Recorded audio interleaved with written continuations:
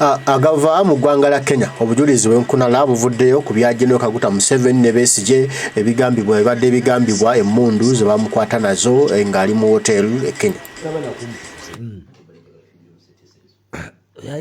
Nedda kansooke njogere ku nsonga eno bannange bannayuganda twafuna ekizibu bwe bawamba kano Dr. Kizza Besigye ne bamuwamba okuva e Kenya mu bintu paka n'olwaleero ebitategeerekeka kubanga ekyamazima amateeka ga Uganda tegakola Kenya n'amateeka ge Kenya tegakola Uganda.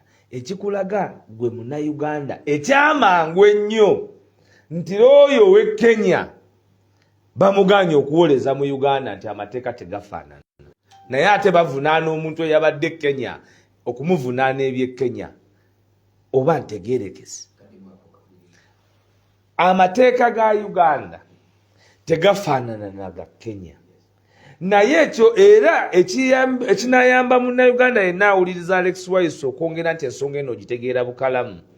Martha Karua eyali running mate wa Raila Amolo Odinga nga yaliko Minister wa Justice and Constitutional Affairs mu gavumenti ye Kenya akugamba nti azze wano nga munnamateeka nga muki nga mu East Africa tulinamu ne East African Courts of Judicature balooya bonna gye batambulira ne bagenda ne bakola ki naye tannaweebwa lukusa oba alina okufuna olukusa okuwolereza omuntu yenna mu Uganda ne waba muna Kenya.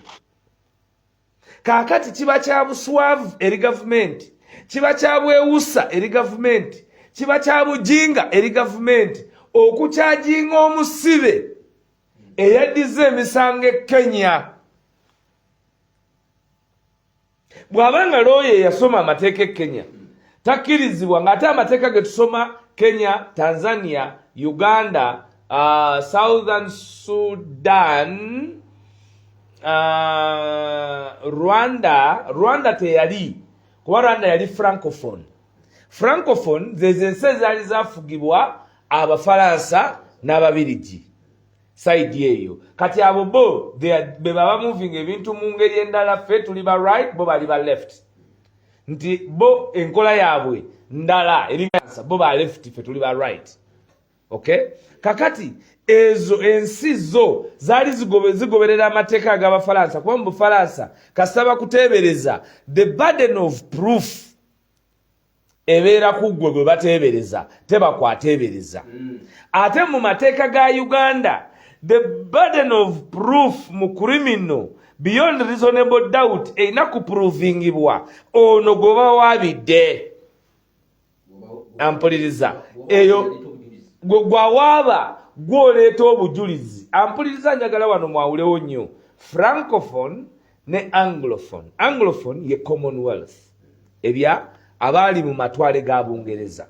Kati Kenya amateeka gekola ga common law Commonwealth gafaananira ddala n'amateeka gaki ga Uganda. Ebiyinza okwawukanamu y'engaba y'ebibonerezo oba ensi ezimu okuba mu precedents ez'enjawulo. Kino nno kinaabuuka ne kigenda paka Accra, Ghana, kinaabuuka ne kigenda paka mu ensi zonna ze mulaba mu Commonwealth oba ensi ezaali zifugiddwako eggwanga lya Bungereza litambuza amateeka ge gamu.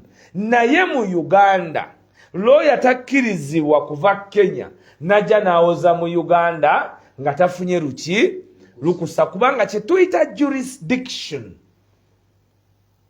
Mu mateeka eryo kye bayita jurisdiction. Kyova olaba ow'Emakindye ng'obbye enkoko tebakukyajingira ate jjinja bakutwala wa Makindye kubanga obuvunaanyizibwa bwa kooti ne discipline n'obuyinza bulina okukoma okusinziira woba waddiza omusango. Kati bw'obanga omubbi ow'Emakindye tasobola kuwozesebwa jjinja ate ojja otya omusibe Kenya omuleete e Kampala. Bannayuganda bampuliriza.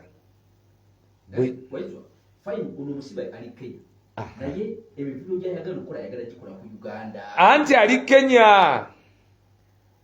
ali Kenya anti kati Kenya yeyina okumuvunaana ate era tomuvunaana egyo tomuvunaana ebyo omuvunaana espionage espionage okugenda nakola ebyekikese ebyekikugu mu nsi endala ng'abikola kweno oba okuguza ensi endala ne toyinza gamba nti kakati for example singa ngenda nagamba abantu singa Dr. Kanokiza Besigye nga bwe yavaayo nga tasasudde woteeri gavumenti yawano esobola osasula woteeri yawali oba basobola omuvunaana nti tewasasula woteeri katukuvunaane.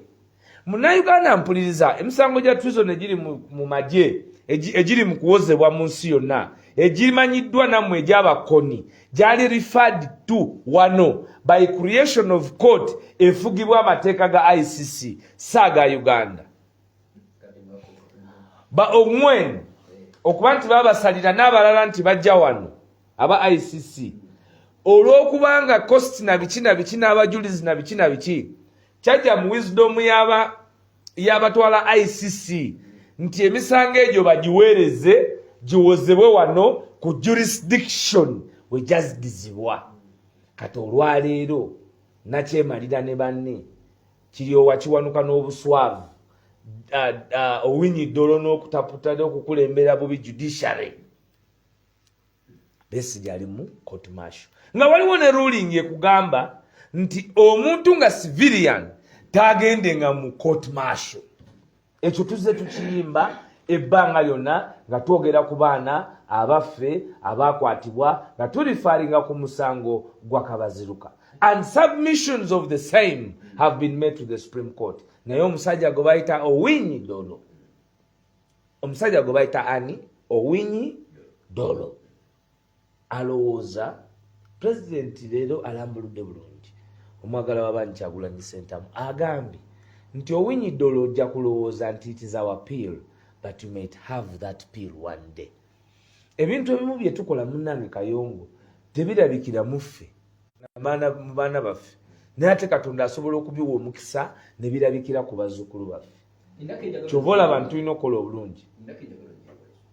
Ogambye nti bino byonna bikolebwa Besigye n'awozesebwa mu kkooti y'amagye ng'ate yali talina kuwozesebwa mu magye mu kkooti naye ate bamusanga n'emmundu okusinziira ku byamusango emboozi give kanti nkubuuzizza nti Kayongo bw'ova wano n'ogenda obba enkoko e Kenya bakuvunaana wano mu Uganda nti lwaki wabba enkoko e Kenya era omusango bayinza okuvunaana nti lwaki watuswaza n'ogenda e Kenya n'olya enkoko ng'oli munnayuganda n'otasasula gwe gukago bayinza okuleetera naye okuvunaana okusala amagezi n'ogiri eri Sebagalala seya bwe bamala okumukwatira mu Amerika yayagala gyawoleze wano nekirema era bannamateeka abawana abagenda okuyambako banaava bava wano kubanga omusango w'oguddiza bakuvunaanira naye kati wano waliwo enkola y'amateeka ne Kenya tekiyamba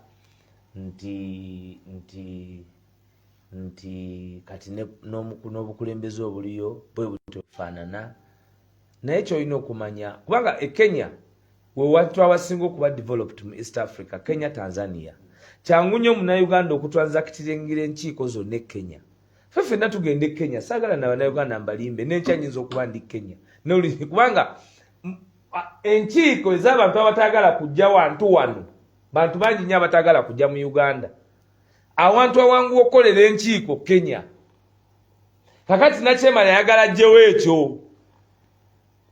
Ekyokubiri omuntu yenna okusaba obubudamu mu nsi endala si musango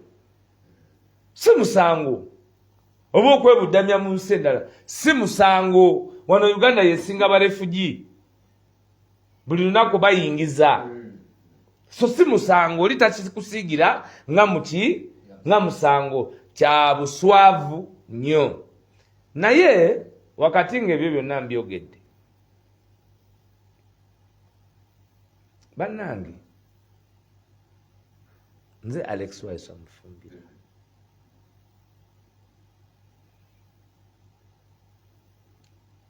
waliwo abantu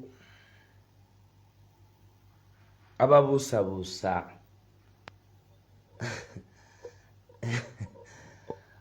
abilities zange waliwo abantu ababusabusa ability zange ate munange mbasaasira. Omanyi nti Kayongo nze siwandiika nenti simanyi kuwandiika.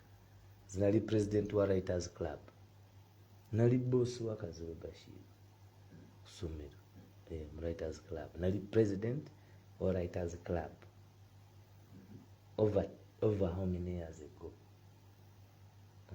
So many years ago, over 15 years ago. Nga ndi mu kulembeze mu bawandika. So manyi okuwandiika ate nkikubuulira. Era bwe mpandiika buli omu abajaga nti kawandiise. Nesiwandiika kubanga newe obuvunaanyizibwa nga saagala nsooke kwewa bungi wadde ngenda kutandika okuwandiika. Kakati waliwo abantu abavaayo buli kiseera nga baagala okumpita mu ntalo. Entalo nzimanyi okuzirwana naye neewaza ennwana. Nze nnwana lutalo lwakujjako Museveni. Ate sifaayo muntu ayagala kufuuka class monitor wange. Bw'oba oyagala beera my class monitor nga gwe supervisor kolera eyo gy'okyekolera nebeera ne limits. Have limits.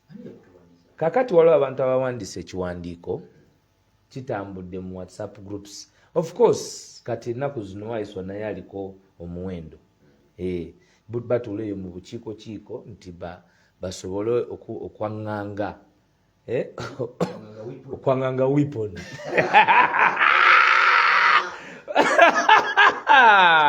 Olesako wayangani okwaŋŋanga weapon. Na weapon empagalo giremba. Bannange zino kankubuulire nze Alex Waiswa Mufumbira. Obuvumu bwange n'obugumu bwange tewaliwo muntu yenna nze mu lutalo lwange ne Museveni ayinza kumpugula. Kakati bagezaako okukoleetinga akatalo wakati wa NUP n'abalwanyi abalala. Era bawandiise nga banteekako nti nze nawandiise oba nze nagambye. Nze buli bwe njogera kyenjogera abantu bakiwuliriza emirundi egisukka 10 okunoonyaamu ekikyamu, okunoonyaamu okulabisa, okunoonyaamu okunafuya. Naye tubadde consistent ebbanga lino lyonna because we are on a mission. Ate kyenajja okukola nkimanyi. Mweno program twandibadde tulangiramu abantu abalala ebintu byabwe, but we don't. Kuba tulina mission. Tulina mission. Ate mission gye tuliko teriiko kuffe abagiriko. Mission gye tuliko teriiko that's the list of what we should. Mission gye tuliko teriiko buwaze. Eri voluntary. Ate ffe tugikoze nga tetuli we tuli kati. Kati ate webanga naye ina newe tutuusiza nti tuwulirwa. Golooza ffe tetwesiima. Kakati abanafu batula mu nkiiko ne bawandiika. Njagadde nkyogereko nkibabulire nti mbiraba. Mweno program bwe twagikola bavaayo ne bawandiika. Ate mbamanyi bonna mbamanyi. They are dwarfs. They are empty dwarfs. I have beaten them all their lives. Mbadde mbabeatinga. Nze abantu abanwana buli bwe mbasanga mbawangula.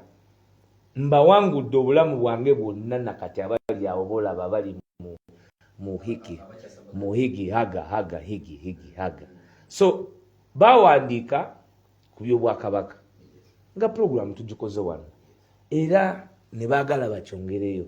Kati balina kye bawandiise kye babadde batambuza nga bagamba nti nze nagambye ebigambo bingi nnyo ku retired Dr. Kano Kizza Besigye ali mu kkomera. Siri nnyo mujega kutuuka awo. Ekyokubiri tebamanyi nkolagana yange na Besigye. Era mbasaasira kibula nga nti bwe bandaba tebantegeera we balina kunwanisiza. Tebasobola kwotinga bakiwandiika ne kitambula kuba bali ku kiri nti ekiyita mu matu era kirina kikigenda nga kikoze ki nga kyonoonye. Naye nze ogenda kwonoona ki? My mission is clear. Our formidability is clear. Ate nze nafu Katonda yanyamba nali nnwana nga siina team. Nze nwanisiza Museveni for a long time nga I'm a lone player, I'm a lone voice. Kati nina team, nina Bannayuganda, nina generational leader, nina ne team, nina abantu bentambuza nabo nga bye baliko, nga bye tuliko bye bakola ki. So aba inviting to write, we are going to write starting next year. Kuba bintu tubireta mu phases, we are equipped enough. A weapon is supposed to be lethal, brutal, but also sometimes humorous as it is ending its targets. So fetuli formidable. Njagala okukakasa na Uganda ate nze munaye Katonda mwebaza kubanga guno omwaka gubadde muzibu nnyo gyendi nnyo naye ate tugumazeeko nga tugumazeeko mu kitiibwa nga tumugumazeeko nga tugulumiza Katonda. So we hope for the best next year because lino ekkoona lye tuwese liribaddemu okusomoozebwa Kayongo. Nina akantu ako bw'okyogedde kinkuteko abo abasazeewo kwanganga wiitu ani abavugire nakyemalira ate kati babavugirira nti nze njogera gavumenti Kayongo awaire wakowa bonna abantu balo ate babali omanyi buli omu agenda weswa kati musobola bali kubiri tinayaga nayendanga ne taata wa Kyentebe bye balimu tinamumanyanga edda wo wali omumanyi. So propaganda oyo ate kati gwe wali gwe wonaabirawo kalira Kayongo wonaabirawo kalira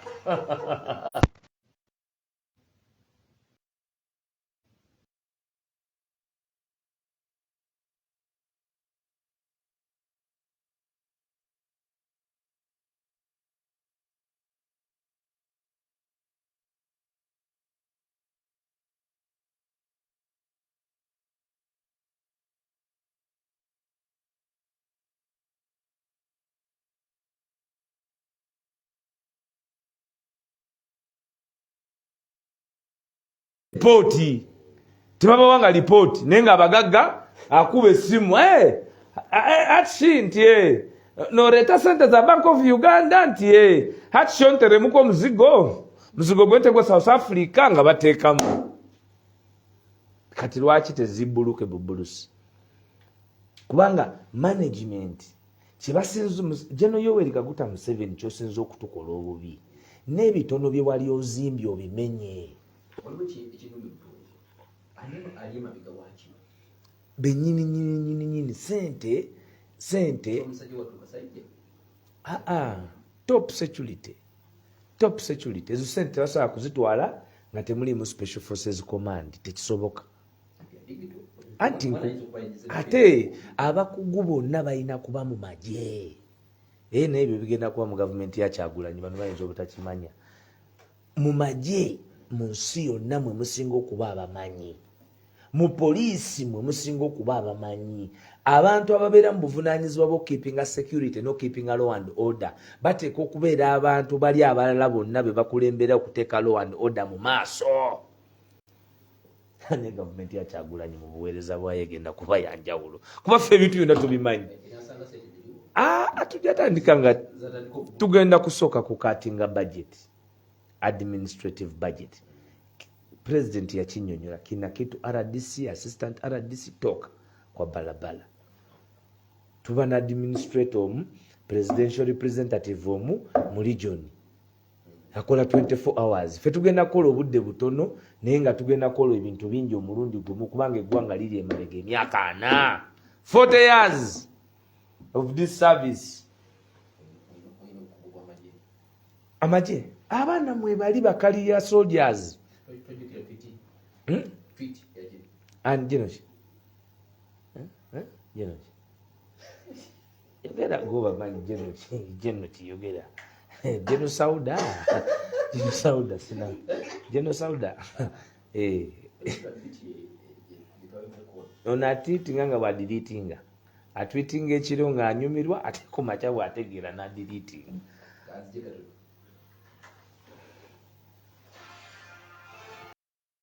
Twala kitegeeza teri kkubo era bwe yamaze okutuukira ku piki ku helikopita nadda ku boda saasira ettaka eryabwe saasira abali mu ttaka kakati bwe yavudde ku nnyonyi nga loole ey'enkumbi ekoze eki buli mujaasi ne bamuwa enkumbi. Njagala mmwe mumbuulire wa gye mwali mulabye rescue plan ng'efaanana ng'eya Uganda.